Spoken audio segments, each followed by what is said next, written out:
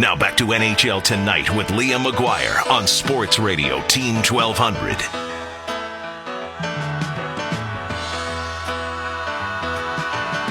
All right, welcome back, everybody. Well, that's an outstanding couple of hits right there. Doc Emmerich, I'll tell you what, don't get me wrong. I like Bob Cole. He's a friend. I've golfed with him.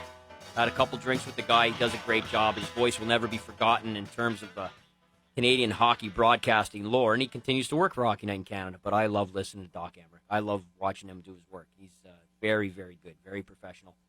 And Serge Savard, we thank him very much. Bit of a switch of gears here right now. I teed it up at the top of the show and a couple times through the show. Deviating here, just calling an audible, as I like to call, like to say with Maddie at times, and take a couple minutes. Just this past Friday night, just a few days ago, in fact, it's still quite shocking and hard to believe. But a gentleman passed away, regretfully, in our community. As we all know, it's part of life, and it happens all the time, albeit far too often in a tragic way, and from accidents and things of that nature. In this case here, we suspected it was a heart attack. The family will know more about that later. But at any rate, Rory Bradley from Stittsville, 54 years of age. And a giant of a man in many ways, in terms of character, demeanor, personality, and a willingness to help. Let alone the physicality of the man, which was almost legendary proportions, really, and rightfully so. But he passed away on Friday night. He leaves behind his beautiful wife, Carolyn LaRue. Carolyn Bradley, obviously now, but former Carolyn LaRue. 4 fantastic children who I've gotten to know a little bit over the years, and again was out there Saturday night to see them. Excuse me. And numerous family and friends, cousins, and just hundreds and hundreds and hundreds and hundreds into the thousands of friends. It'll be an overwhelming show of support later this week. I wanted to take a couple minutes and just talk a little bit about Rory, and very coincidentally and conveniently on my behalf, I'm actually being joined right now by a longtime friend of his and a very good friend of mine. In fact, his brothers are very good friends of mine as well, and I'm good friends with Jimmy. Jimmy, I know your whole family too, so it's I guess when you spend the kind of time around each other that we have over the last 20, 30, some cases 40 years here, you get to know everybody, and that's the case here with you and me, and I very much appreciate you phoning in. You knew Rory as good, probably, as most, and I appreciate you giving us a couple minutes here. Yeah, his wife and my wife went way back, went to school together, and I just wanted to weigh in and talk about my friend. He loved his family, he loved hockey, and he loved his friends, and he was the real deal, man. He was the guy who'd give you the shirt off his back and a couple of T-shirts to boot. Yeah. And, no, he's certainly going to be missed. If you talk about, just expand on that a little bit, I think about how I met him. I heard about Rory Bradley long before I ever met him. I heard about him from Tom Bissonnette, who you know very well also. Yeah. The Bissonnettes lived on Fernbank Road. The Bradleys live, and currently still do live on Fernbank Road. Yep. And the Bissonnettes had that devastating fire, which demoed their house, and a number of the kids, I believe, if I'm not mistaken, Tommy and Peter. Anyway, I don't know about John. Maybe you might know. I don't. I think it was Tommy and Peter. Tommy and Peter ended up being taken in by the Bradleys, correct? Yep, they did. So, and I think Peter ate all the strawberries. I'm not sure. No doubt. Yeah. No doubt he did. But so this is the type of thing I heard about the family before I even heard about the guy a little bit more as an athlete, a hockey player, and a young man at the time who was, he was going to the dances as we all were. He's a few years older than I was, and he was a guy that, you weren't going to go over and just necessarily give him a smack across the head and try and steal his chair, that sort of thing, That wasn't going to be good for your health. No, not really, no. I mean, and again, Jimmy, as I said, I was there at Tommy's place the first time. Me and Johnny Mott were pulling out of the yard, and after being at the Glass Boot Inn the night before, you can imagine the shape we were in.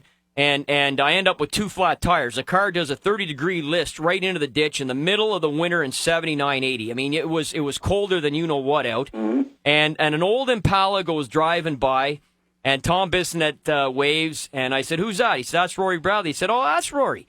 And he said, "Yeah, don't worry, he'll be back." And the Impala turns around, he comes back, and he rolls the window down. "What's going on, lads?" We tell him. So he gets out, and he takes a look at how the car's pitched in there, And there's no room for two guys to get down because of the angle it was at, you know? Mm-hmm. Otherwise, me and Johnny or Tommy, we would have tried to wedge it out, but there's nothing we could do. So he says to me, I never met him before. It's the first time I ever met him. He says, get in the car and put it in reverse. And I said, well, what are you going to do? And he says, well, I'll lift the front end out. And I said, yeah, okay, Herc, you know? And he says, and I look at Tommy and he says, just get in the car and put it in reverse. So I got in and put it in reverse. I was driving a 1971 Volvo. And at 2 lifts, Jimmy, he wedged that thing back out onto the side of the ditch. I don't know how he did it. I don't know what kind of strength the man possessed. But I'm not telling any lies out of school here. No, this guy's strength was inhuman, was it not? Yeah, hydraulic arms. I mean, he was unbelievable. Yeah. And you know, I'm a farm boy, born and raised. But tell us a little bit about about the rest of the family as well, about Brent and the dad and Garnet and his mom, and maybe what sort of that led to his character. Well, just salt of the earth, work hard and, play hard at sports, play hard at everything, play hard at life. So, how long came from good genes. Yeah, he definitely did. Yeah. There's no doubt. His mom was a great lady, and his dad was a legend. Is that fair to say? Yep. Yeah, he didn't want to fool around with Red on the ice. No. Well, Rory was the same as his dad. You'd be sitting in a bar or something, and you'd be scoping the room and looking around, and Red or Rory would walk in the bar, and you knew you had your back, so you knew the cavalry had arrived. So, yeah, nobody bothered you there. No. Yeah. It's kind of like that situation where, Ollie and Walter Del Grande had the little set-to there at the Stittsville Arena, and we all went running in. And you played a big role in helping break that one, or sort of keeping it fair anyway. But Rory was there, too, and you're right. I mean, Brent was there, too, I think. Brent was there as well. Yep. The thing to me, Jimmy, is...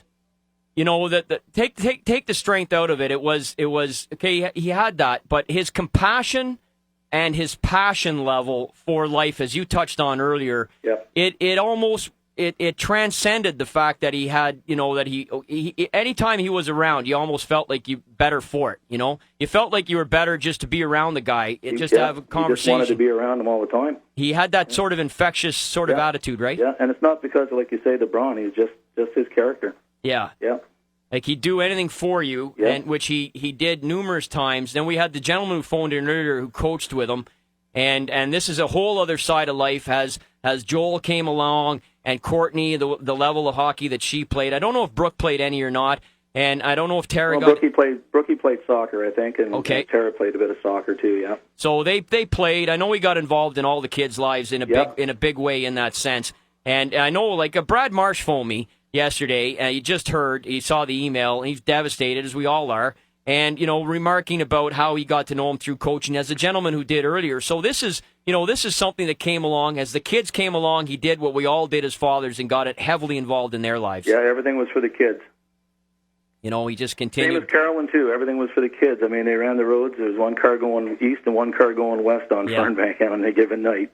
Well, that's when I saw you at the house on Saturday night. I mean, maybe just speak to the support that was there for the kids with their friends that were unbelievable. I don't know how many were there. Full teams, hockey teams of friends of Tara's or Joel's or Brookie and Courtney. It's just the girls, just a great group of kids, and it's nice to see that. Well, just total respect.